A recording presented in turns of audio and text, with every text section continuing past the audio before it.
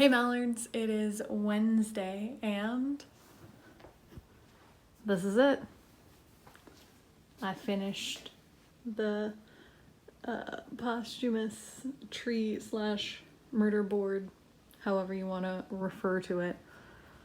It's got the flow of scenes, it's got the crossovers, it's got goals, it's got endings, it's got tidbits of information. It's not quite complete yet, but most of the stuff is there. And now the last thing I just have to figure out is what's gonna actually happen in each of those endings. Like, how are they each gonna play out? But I'm pretty happy with the way that everything is sort of coming together, and I'm very excited for that show.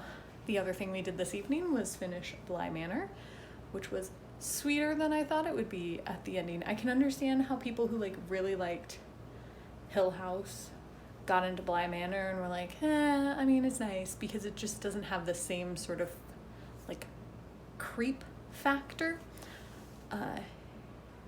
And I feel like maybe that's what people wanted. I also feel like the way that it wraps up is not quite as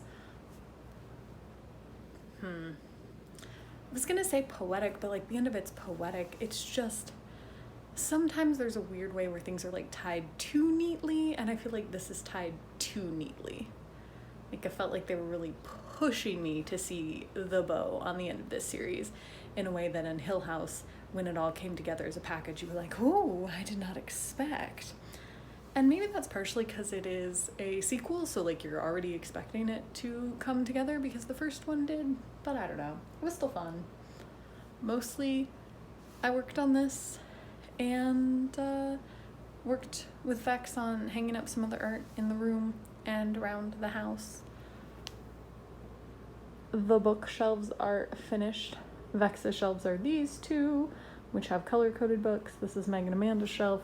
That's my shelf. This is a TVR shelf, and then comics, and then game consoles, and then the lockers that are still here but won't be for long. Overall, though, I'm feeling really good about the way the living room looks, and also the way that everything is setting up for posthumous. It's gonna be a good time. I'll see you tomorrow.